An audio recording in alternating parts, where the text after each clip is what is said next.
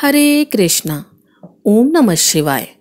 प्रिय भक्तों, स्वागत है आपका मेरे YouTube चैनल पूजा पाठ में। भक्तों, आज आप श्रवण करेंगे न्याय के देवता शनि देव तथा हनुमान जी की बड़ी ही दुर्लभ कथा। पुराणों के अनुसार शनि देव का एक नाम कृष्ण भी है। यह नाम स्वयं श्री कृष्ण भगवान ने शनि देव को दिया था। आज के दिन जो भी मनुष्य इस व्रत को करता है या कथा का श्रवण करता है तो उन भक्तों पर शनि देव के साथ साथ हनुमान जी की कृपा भी प्राप्त होती है, क्योंकि शनि देव से परेशान मनुष्य इस दिन हनुमान जी की कथा को सुनते तथा भजन कीर्तन करने से उनके सभी प्रकार की ग्रह बाधा साढ़े साती ढैया समाप्त हो जाती है और साथ ही शनि देव की कृपा से भक्तों को रोगों से मुक्ति मिलती है, धन पुत्र व्यापार में तरक्की होती है, बुरा समय समाप्त हो जाता है। ऐसा हमारे पुराणों में वर्णित है। तो हे शनिदेव, हे बजरंगबली, जो भी भक्तगण इस कथा को सुन रहे हैं, सुना रहे हैं तथा हुकारा भर रहे हैं, उनको सुख शांति समृद्धि देना। हे प्रभु, अपने भक्तों का कल्याण करना। तो प्रिय भक्तों, आइए श्रवण करते हैं दुख दरिद्रता को दूर करने वाली शनि देव की कथा। किसी गांव में एक बहुत ही विद्वान ब्राह्मण रहा करता था। एक दिन रात्रि में उसने सपने में देखा कि एक नीला वस्त्र पहने हुए बहुत ही दिव्य पुरुष उसे कह रहा है कि हे ब्राह्मण देवता, मैं तुझे लगूंगा। अब देखिए, यह सपना उस ब्राह्मण को रोज दिखाई देता। इससे वह परेशान हो गया और दुबला पतला होने लगा। उसका स्वास्थ्य बहुत ही गिरने लगा। एक दिन उसकी पत्नी ने कहा, देखिए जी, मैं आपको कितना अच्छे से खिलाती पिलाती हूँ, मेवा मिश्री खिलाती हूँ, दूध मलाई खिलाती हूँ, अच्छा भोजन आहार पका कर खिलाती हूँ, फिर भी आप इतने दुबले पतले क्यों होते जा रहे हैं? इसका क्या कारण है? प्रिय भक्तों, उस ब्राह्मण ने अपनी पत्नी से अपना सारा हाल बताया कि मेरे सपने में एक नीले कपड़े पहने हुए बहुत ही दिव्य पुरुष आते हैं। वे मुझे कहते हैं कि हे ब्राह्मण, मैं तुझे लगूंगा। अब यही सोचकर मुझे भूख प्यास नहीं लगती, मैं दुबला होता जा रहा हूँ। तब ब्राह्मणी ने कहा, हे पतिदेव, मुझे लगता है कि आपको शनि भगवान दर्शन देते हैं। आपके ऊपर शनि की दशा शुरू होने वाली है, इसलिए आपको वे सचेत करते हैं।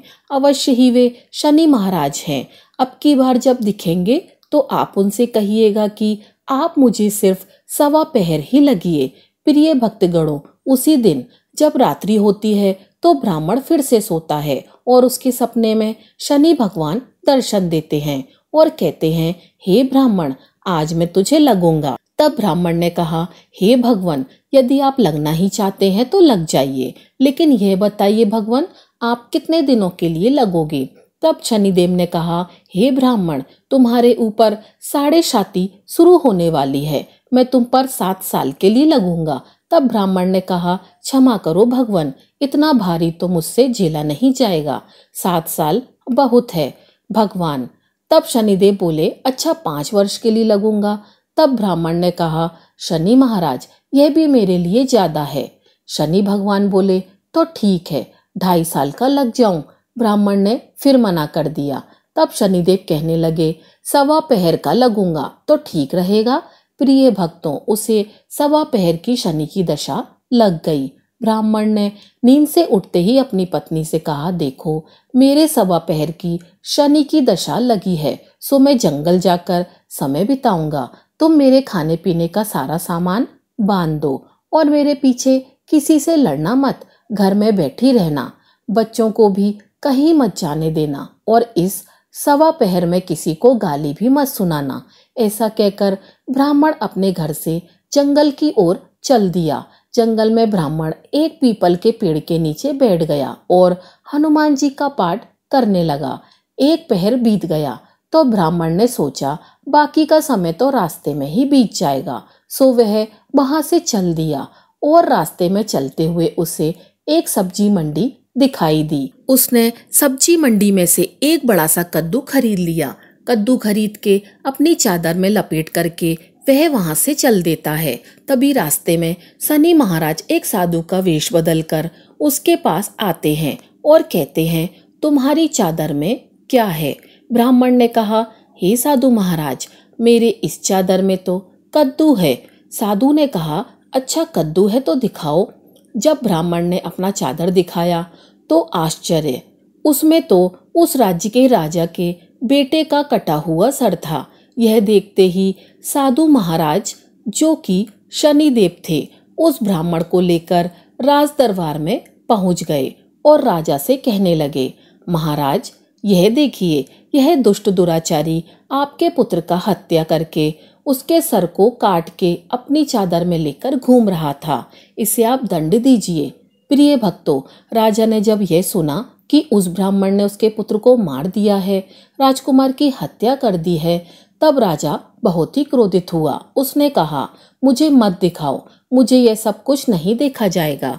हे सैनिकों, तुम इसे तुरंत ले जाओ और इसे सूली पर चढ़ा दो। प्रिय भक्तों, जब नगर में यह समाचार मिला कि राजा के पुत्र का सर कट चुका है, एक ब्राह्मण ने उसकी हत्या कर दी है, तो नगर में हाहाकार मच गया और उस ब्राह्मण को सैनिक सूली पर चढ़ाने के लिए ले गए। जब फांसी पर चढ़ाने ही वाले थे, तब जैसा कि नियम होता है, मरने वाले से उसकी अंतिम इच्छा को पूछा जाता है, तो सैनिकों ने भी ब्राह्मण के अंतिम इच्छा को पूछा। सैनिकों ने कहा, हे ब्राह्मण, बताओ तुम्हारी अंतिम इच्छा क्या है? प्रिय भक्तगणों, ब्राह्मण ने सोचा कि यदि किसी प्रकार कुछ समय तक के लिए फांसी रुक जाए तो शनि की दशा का 1.25 पहर पूरा हो जाएगा। यह सोचकर उसने कहा, भाई, मैं बचपन से नित्य बालाजी की कथा कहता सुनता आया हूँ। आज मरने से पहले अंतिम बार कथा कह लेने दो। अब क्या था, फांसी देने वाले सैनिकों ने उसकी आखिरी इच्छा पूर्ण होने तक फांसी रोक दी। कहानी कहते कहते 1.25 पहर पूरा हो गया। शनि की दशा खत्म हो गई। अब इधर देखिए, राजा का जो पुत्र था राजकुमार, वह जंगल से शिकार खेलकर वापस राजमहल में आ गया। राजमहल में राजकुमार को देखते ही राजा बड़ा ही प्रसन्न हुआ, लेकिन मन ही मन उसे डर भी लगा। यदि उस निर्दोष ब्राह्मण को फांसी चढ़ा दी गई तो क्या होगा, तो ब्रह्म हत्या का दोष लग जाएगा। अब क्या था, राजा ने 2 घुड़सवारों को जल्दी से फांसी घर की तरफ दौड़ाया और ब्राह्मण को आदर सहित दरबार में आने का हुक्म दिया। ब्राह्मण राज दरबार में उपस्थित हुआ तो राजा ने क्षमा याचना मांगते हुए कहा कि आपके बगल में जो चादर है उसे खोलकर दिखाओ। राजा की आज्ञा के अनुसार ब्राह्मण ने चादर खोली तो उसमें कद्दू था। राजा ने ब्राह्मण को बहुत सा धन दिया और पूछा, हे ब्राह्मण देवता, मुझे यह समझ में नहीं आया, इन सब के पीछे क्या रहस्य है? यह सब क्यों हुआ? आखिर यह सब था क्या? तब ब्राह्मण ने कहा, हे महाराज, मुझे सवा की शनि की दशा लगी थी, इसलिए यह सब कुछ हुआ। राजा ने कहा, हे ब्राह्मण देव, शनि की दशा किस प्रकार टलती है? ब्राह्मण ने कहा, हे राजन, यदि राजा या सेठ को यह दशा लगती है तो काला हाथी या काला घोड़ा दान करना चाहिए। गरीब को शनि की दशा लगती है तो पीपल की पूजा करे और बोले, साचर कहिए जाके पांव सदा ही पड़िए। शनि की कहानी सुने, तिल, तेल और काला उड़द आदि का दान दें। काले कुत्ते को तेल चुपड़ी रोटी खिलाएं तो शनि की दशा उतर जाएगी। अब देखिए, राजा ने उस ब्राह्मण को कद्दू वापस कर दिया। अब घर आकर ब्राह्मण ने कद्दू अपनी पत्नी को दिया। जब उसकी पत्नी ने सब्जी बनाने के लिए उस कद्दू को काटा तो उसके बीजों की जगह हीरे मोती निकलने लगे। ब्राह्मणी ने पूछा, हे पतिदेव, ये सब क्या है? इसमें से हीरे मोती कैसे निकल रहे हैं? इसे कहाँ से लाए हैं आप? तब ब्राह्मण ने कहा, हे प्रिय, जब शनि की दशा लगी थी तो यह कद्दू कुंवर का सर बन गया था और जब दशा उतरी है तो शनि जी ने कैसे निहाल कर दिया, हमें माला माल कर दिया। हे शनि देवता, जैसे ब्राह्मण को शनि की दशा लगी वैसे किसी को शनि की दशा ना लगे। जैसे ब्राह्मण को धन दौलत मिली वैसे सबको धन दौलत मिले। कथा कहानी कहते सुनते हुंकारा भरते सबको मिले। शनि ने ध्याऊं मन इच्छित फल पाऊं। जय शनिदेव। हे शनिदेव, जय शनिदेव। ओम नमः शिवाय। प्रिय भक्तों, अब आइए श्रवण करते हैं भगवान शनिदेव की दूसरी कथा। ये कथा सुनने से भक्तों को मनवांछित फल की प्राप्ति होती है। नर्मदा नदी के किनारे एक गांव में बहुत ही बड़े साहूकार का परिवार निवास करता था। साहूकार की मृत्यु हो चुकी थी। घर में साहूकारनी तथा उसके 2 बेटे, एक बड़ी बहू थी। साहूकारनी का छोटा बेटा मानसिक रोग से ग्रस्त था। उसकी मानसिक स्थिति ठीक नहीं थी। साहूकारनी की बड़ी बहू तारा को विवाह के कई वर्ष बीत गए थे, पर अभी तक उसे संतान नहीं हुई थी। तारा को सदैव यही भय रहता था कि कहीं उसके पति संतान पाने के लिए दूसरा विवाह ना कर लें। यदि उसके पति ने दूसरा विवाह कर लिया तो उसे सौतन का दुख सहना पड़ेगा। प्रिय भक्तजनों, इसी डर से तारा ने एक योजना बनाई और उसने अपने घर में काम करने वाली नौकरानी चंदा से अपने देवर चंदन का विवाह कराने के लिए अपनी सास साहूकारनी तथा अपने पति को मना लिया। चंदा स्वभाव से बड़ी ही दयालु तथा कृष्ण भक्त थी। वह बचपन से ही उसी साहूकारनी के घर काम करती थी। उसका अपना कोई नहीं था। अब चंदा का विवाह मानसिक रोगी चंदन से करा दिया गया। कुछ साल बाद चंदा ने एक सुंदर पुत्र को जन्म भी दिया, किंतु चंदा की जेठानी तारा ने चंदा का बच्चा छीन लिया और उसे घर से धक्के मारकर बाहर निकाल दिया और तारा ने अपने पति को भी अपने पक्ष में कर लिया। प्रिय भक्तगणों, बेचारा चंदन तो मानसिक रोगी था, वह कर भी क्या सकता था और वह साहूकारनी चाह कर भी कुछ न कर सकी। प्रिय भक्तगणों, दरअसल यह तो तारा की चाल थी। उसने तो कभी चंदा को अपनी देवरानी माना ही नहीं। वह तो सिर्फ चंदा से उसका बच्चा लेना चाहती थी ताकि उसे पाल पोस कर अपना नाम दे सके। अब देखिए, चंदा के बार बार रोने गिड़गिड़ाने पर भी तारा नहीं मानी और उसे उस गांव से ही निकाल दिया। अब चंदा गांव-गांव भटकने लगी। भटकते भटकते वह कृष्ण जी के एक पुराने मंदिर में पहुंच गई। वहीं पर उसने प्रभु से न्याय की गुहार लगाई। वह अपना सर भगवान की चौखट पर पटकने लगी तथा लगातार ओम कृष्णाय नमः मंत्र का जाप करती रही। प्रिय भक्तों, उस स्त्री की करुण पुकार न्याय के देवता शनिदेव ने सुनी तथा भगवान श्री कृष्ण के आदेश से तुरंत चंदा के पास उपस्थित हो गए और साधारण मनुष्य का रूप धारण करके उसे अपने आप को कष्ट न पहुंचाने के लिए कहा और कहा कि हे बहन, तुम भगवान श्री कृष्ण पर विश्वास रखो और ओम कृष्णाय नमः मंत्र का जाप करती रहो। तुम्हारा अवश्य ही कल्याण होगा। तुम्हें जो भी दुख है सब भगवान श्री कृष्ण हर लेंगे और शनिदेव की कृपा से तुम्हारा मंगल होगा। यह सुनकर चंदा भगवान श्री कृष्ण की आराधना में लग जाती है। शनिदेव का ध्यान करते हुए ओम कृष्णाय नमः मंत्र का जाप करने लगी। अब देखिए, शनिदेव एक साधु का वेश बदलकर साहूकारनी के घर पहुंच गए और अलख निरंजन का अलख जगाने लगे। तब घर से बाहर साहूकारनी निकली और उसने भिक्षा देकर उन्हें प्रणाम किया। तब साधु रूपी शनिदेव ने कहा, हे देवी, मैंने सुना है आपके घर में कोई मानसिक रोगी है। मैंने 7 सालों से हिमालय के जंगलों में भटकते हुए बहुत ही दुर्लभ जड़ी बूटी इकट्ठी की है जो हर प्रकार के रोगों को समाप्त कर देती है। यदि आप कहें तो मैं आपके घर के मरीज को ठीक कर सकता हूँ। प्रिय भक्तों, उस साहूकारनी ने कहा, हे महात्मन, अहो भाग्य जो आप यहाँ पधारे। हाँ महाराज जी, मेरा छोटा बेटा जो कि दिमागी रूप से बीमार है, आप उसे ठीक कर दीजिए। आप जो चाहोगे मैं वह आपको दूंगी। आइए, घर के अंदर आइए। साहूकारनी ने अपने बेटे चंदन को साधु महाराज को दिखाया, जो अब चंदा के चले जाने से बहुत ही दुखी था। साधु महाराज ने अपने कमंडल से जल निकालकर उसे अभिमंत्रित करके चंदन को पीने के लिए दिया।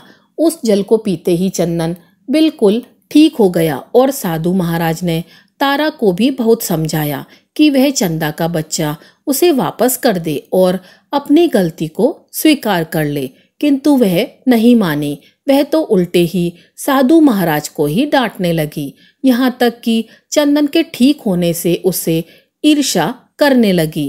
इस बात से रुष्ट होकर भगवान शनिदेव की दशा तारा को लग गई और वह मानसिक रोगी हो गई। उसका एक हाथ लकवा से ग्रस्त हो गया। साधु महात्मा के बताए अनुसार चंदन अपनी पत्नी चंदा को घर ले आया और अपनी पत्नी, बच्चे और माँ के साथ हंसी खुशी जीवन व्यतीत करने लगा। प्रिय भक्तों, तारा को शनिदेव ने उसके कर्मों का फल दिया और चंदा के सिर्फ ओम कृष्णाय नमः मंत्र का जाप करने से उस पर कृपा बरसाई और उसका बच्चा, पति, परिवार वापस मिल गया।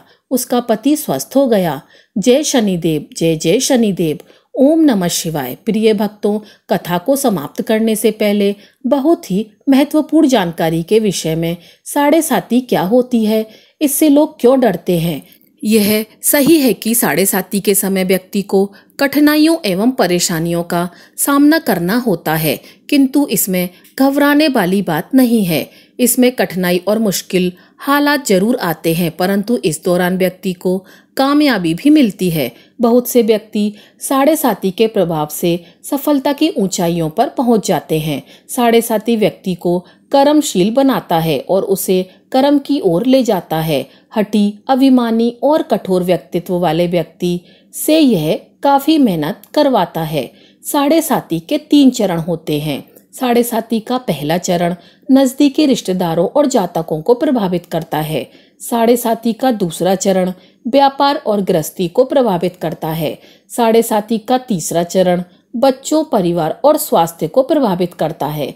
भगवान शनिदेव न्याय के देवता हैं। यह कभी भी किसी को ऐसे ही दंड नहीं देते।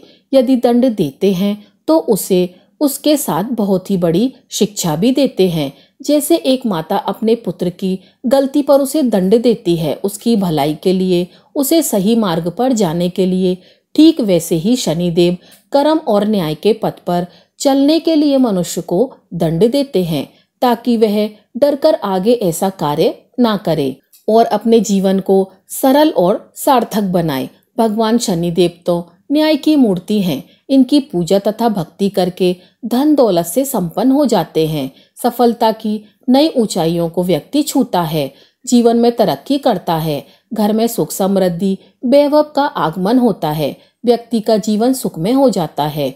भगवान शनिदेव को प्रसन्न करने के लिए शनिवार के दिन पीपल के पेड़ के नीचे शाम को दिया अवश्य ही जलाएं और कुत्ते को तेल से चुपड़ी रोटी खिलाएं। शनिवार को जल में तिल डालकर पीपल को जल चढ़ाएं। इससे शनिदेव अत्यंत ही प्रसन्न होते हैं और महामंत्र ओम कृष्णाय नमः मंत्र का जाप भी करें। ओम गंग गणपते नमः। पौराणिक कथा के अनुसार बहुत पुराने समय की बात है। एक साहूकारनी थी। उसका बेटा और बहू थे। पति की मृत्यु युवा अवस्था में ही हो गई थी और इस तरह उस साहूकारनी का रोज का नियम था। वह हनुमान जी के मंदिर में जाया करती थी और साथ में पूरी, हलवा और चूरमा बनाकर ले जाती थी और हनुमान जी से कहती थी, कांधे सोटो लाल लंगोटो, हनुमान जी खाओ चूरमे और रोटो। मैंने तुम्हें दिया जवानी में, तुम मुझे देना बुढ़ापे में। अब क्या था, पूजा करने के बाद वह साहूकारनी अपने घर आई तो उसकी बहू बोली, सासू जी तुम चूरमा रोटी लेकर कहाँ जाती हो रोज? वह साहूकारनी बोली, बहू बालाजी के मंदिर में जाती हूँ। बहू बोली, मंदिर में तो नहीं जाती आप, हमें तो लगता है आप अपने खाने के लिए रोज चूरमा और हलवा पूरी बनाती हैं और चोरी चुपके जाकर कहीं खा लेती हैं। प्रिय भक्तों, सास अपनी बहू की बातें सुनती है तो भी कुछ नहीं बोलती है और उसे मन में बड़ा दुख होता है। उसे यह दुख होता है कि वह भगवान की भक्ति करती है और उसकी बहू उसे चटोरी कह रही है। अब क्या था, दुख के मारे वह जाकर अपने कमरे में सो जाती है। सोते सोते 5 दिन हो गए। हनुमान जी सपने में आए और बोले, हे साहूकारनी, तुझे तो जवानी में दिया है, मैं तुझे बुढ़ापे में देता हूँ। साहूकारनी बोली, हे हनुमान जी, आज तो आप मुझे खाने के लिए दे देंगे, लेकिन रोज कौन देगा? हनुमान जी बोले, हे साहूकारनी, मैं तुम्हें रोज दूंगा। अब क्या था, हनुमान जी की महिमा देखिए। उन्होंने साहूकारनी को खाने के लिए चूरमा, रोटी, हलवा, पूरी दिया। साहूकारनी चुपचाप चूरमा रोटी खा लेती है। इसी प्रकार 5-6 दिन बीतते हैं और धीरे धीरे बहू के घर में से अचानक अनाज इत्यादि खत्म होने लगते हैं। उसके पास कुछ नहीं रहा, सब चीजों में घाटा पड़ गया। बहू ने सोचा, सास को 7 दिन हो गए हैं, मैंने तो उन्हें खाने को कुछ भी नहीं दिया, देखूं वह कैसी हैं। अब देखिए, बहू अपनी सास के कमरे में जाकर देखती है तो उसने क्या देखा कि उसकी सास तो अच्छी भली मोटी ताजी है। बहू बोली, सासू जी, मैंने तुम्हें खाने को भी नहीं दिया और तुम क्या खाती हो, इतनी स्वस्थ और मोटी ताजी हो। सासू बोली, मुझे तो हनुमान जी मीठी मीठी हलवा और रोटी दे जाते हैं, मैं वही खाती हूँ। अब क्या था, बहू सास के पैरों में गिर गई। उसे पछतावा हुआ। वह बोली, हे सासू जी, हम तो तुम्हारे भाग का खाते हैं, हमारे घर में तो कुछ भी नहीं रहा। मैंने आपको खाना नहीं दिया, मैंने आपकी भक्ति को झूठा समझा, आपको चटोरी समझा, इसलिए भगवान ने मुझे दंड दिया। 7 दिन के अंदर ही हमारे घर से अनाज, धन इत्यादि समाप्त हो गया। हे सासू माँ, अब आप ही सब कुछ संभालो, मुझे आपकी भक्ति पर विश्वास हो गया। आपने हनुमान जी को भोग लगाया जवानी में और हनुमान जी ने आपको वही भोग बुढ़ापे में लौटाया। आपका पेट भरा। हनुमान जी की महिमा अपार है, कोटि कोटि प्रणाम है। प्रिय भक्तों, अब क्या था, उस सास ने खुशी खुशी घर की सारी जिम्मेदारी संभाल ली। सास यानी कि वह साहूकारनी हनुमान जी को रोज चूरमा, रोटी, हलवा, पूरी खिलाया करती थी, हलवा पूरी चढ़ाया करती थी। फिर घर में बहुत बरकत हुई और खूब धन दान आने लगा। हे हनुमान जी महाराज, हे बालाजी, जैसे आपने उस साहूकारनी को दिया वैसा सबको देना, सबके घर में अन्न धन के भंडारे भरना, सबका मंगल करना। इस कथा कहानी को कहने वाले, सुनने वाले तथा हुंकारा भरने वाले सभी को देना। बजरंगबली हनुमान जी की जय। तो प्रिय भक्तों, यह थी हमारी आज की कथा। अगर आपको कथा अच्छी लगी हो तो वीडियो को लाइक कीजिएगा और चैनल को सब्सक्राइब कीजिएगा। आपका दिन शुभ हो।